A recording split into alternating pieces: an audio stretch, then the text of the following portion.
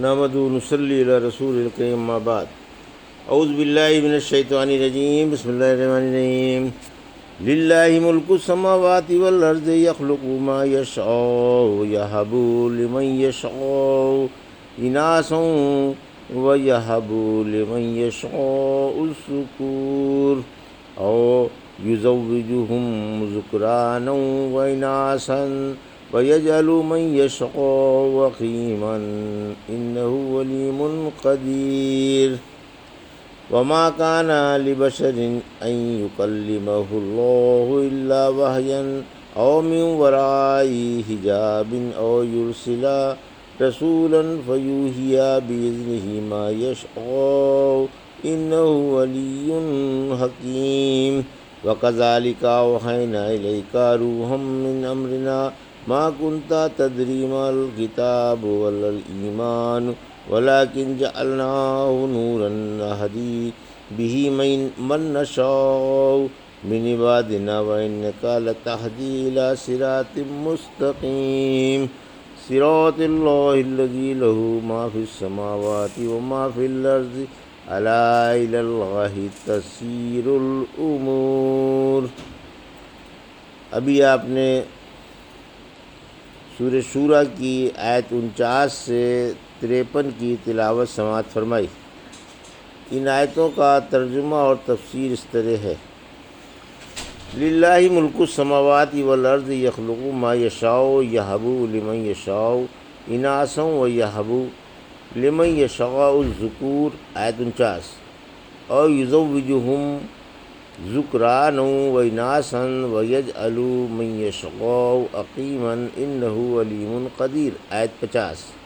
ترجمہ: آسمان و زمین کی بادشاہت اللہ ہی کے لیے ہے۔ وہ جو چاہتا ہے پیدا فرماتا ہے، جسے چاہتا ہے بیٹیاں عطا فرماتا ہے اور جسے چاہتا ہے بیٹے ہی بیٹے دے دیتا ہے، یا بیٹے اور بیٹیاں دونوں عطا فرماتا ہے، اور جسے چاہتا ہے اولاد کی صلاحیت سے محروم فرما دیتا ہے۔ بلا شبہ وہ خوب جاننے والا اور وسیع قدرت والا ہے۔ یہ تھا ترجمہ سورہ شورى کی آیت 49-50 کا۔ تفسیر: آیت 49-50 انسان کی 4 قسمیں، یعنی کائنات کا خالق و مالک اور اس میں ہیر پھیر کرنے والا صرف اللہ ہے۔ وہ جو چاہتا ہے وہی عالم وجود میں آتا ہے، اور جو نہیں چاہتا نہیں آتا، جسے چاہے دے اور جس سے چاہے چھین لے۔ کسی کو صرف بیٹیاں ہی دیتا ہے جیسے حضرت لوط علیہ السلام کو، اور کسی کو صرف بیٹے جیسے حضرت ابراہیم علیہ السلام کو، اور کسی کو دونوں جیسے پیغمبر اسلام صلی اللہ علیہ وسلم کو، اور کسی کو لاولد ہی رہنے دیتا ہے جیسے حضرت یحییٰ اور حضرت عیسیٰ علیہ السلام کو۔ وہ وسیع علم والا ہے، ہر حقدار کو جانتا ہے اور قدرت والا ہے، حسب مرضی دیتا لیتا ہے، اور اولاد میں فرق قائم رکھتا ہے۔ یعنی اولاد کے لحاظ سے انسان کی 4 قسمیں ہیں: محض بیٹیوں والے، محض بیٹوں والے، بیٹیوں اور بیٹوں والے، اور اولاد کی صلاحیت نہ رکھنے والے۔ وما كان لبشر ان يكلمه الله الا وحيا او من وراء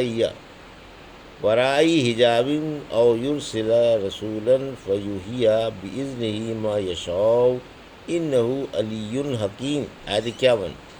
وكذلك اوحينا اليك روحا من امرنا ما كنت تدري ما الكتاب ولا الايمان ولكن جعلناه نورا نهدي به من نشاء من عبادنا وإنك لتهدي إلى صراط مستقيم، آیت 52۔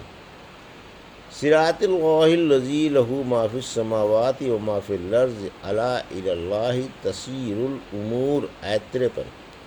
ترجمہ: کسی انسان کی یہ شان نہیں کہ اس سے اللہ بات کرے مگر وحی کے ذریعے سے یا پردے کے پیچھے سے، یا فرشتے بھیج دے اور وہ اس کے حکم سے جو کچھ اللہ چاہتا ہے پیغام پہنچا دے۔ بلا شبہ اللہ بلند ترین اور بڑی حکمت والا ہے۔ اسی طرح ہم نے آپ کے پاس اپنے حکم سے قرآن بھیجا۔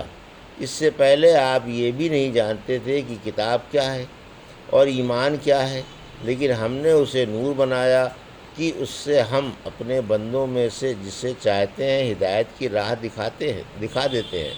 بلا شبہ آپ سیدھی راہ کی رہنمائی فرما رہے ہیں، اس معبود کی راہ کی جس کی ملکیت میں تمام وہ چیزیں ہیں جو آسمان و زمین میں ہیں۔ آگاہ ہو جاؤ، سب کام اللہ ہی کے پاس لوٹ جائیں گے۔ یہ تھا ترجمہ آیت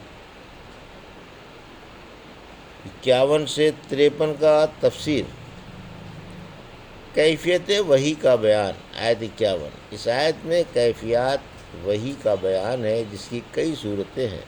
کبھی تو آپ کے قلب مبارک میں وحی ڈال دی جاتی ہے اور آپ کو یقین ہو جاتا ہے کہ یہ وحی الہی ہے، جیسا کہ ابن حبان والی حدیث میں آپ نے فرمایا کہ روح القدس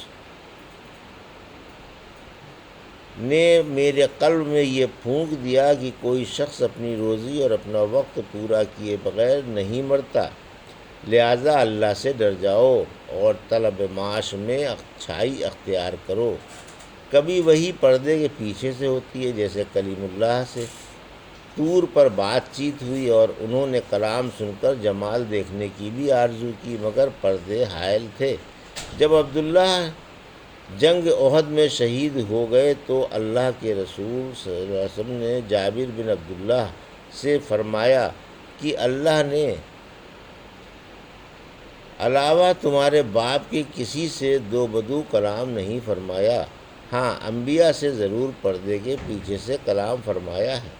اللہ کا عبداللہ سے آمنے سامنے کلام عالم برزخ کا ہے، اس لیے حدیث کا آیت سے تعارض نہیں، کیونکہ آیت میں دنیا کا کلام مراد ہے۔ کبھی اللہ فرشتے بھیج کر اپنی بات اپنے نبی تک پہنچا دیتا ہے، جیسا کہ حضرت جبرائیل علیہ السلام وغیرہ پیغمبروں کے پاس وحی لاتے رہے ہیں۔ آخر میں فرمایا کہ وہ بڑی بزرگی اور حکمت والا ہے۔ آیت 52، قرآن وحی کے ذریعے اترا۔ یہاں روح کا اطلاق قرآن پر ہوا ہے، یعنی یہ قرآن عظیم وحی کے ذریعے آپ کے پاس اتارا گیا ہے۔ آپ کتاب کو اور بالنفس فصیل ایمان کو جانتے بھی نہ تھے، لیکن ہم نے قرآن عظیم کو نور بنا کر بھیجا تاکہ ہم اس کے ذریعے اپنے ایمان والے بندوں کو سیدھی راہ دکھلائیں۔ سورہ فصلت کی آیت 44 میں فرمایا، آپ فرما دیجئے کہ یہ قرآن ایمان والوں کے لیے ہدایت اور شفا ہے، یعنی قرآن ہدایت کا نور ہے اور بے ایمانوں کے کان بھی پھوٹ گئے اور آنکھیں بھی۔ آیت کے پچھلے حصے میں فرمایا کہ آپ سچی اور سیدھی راہ ہدایت کے رہنما ہیں۔ آیت 53، یعنی آئین شرعی ہی صحیح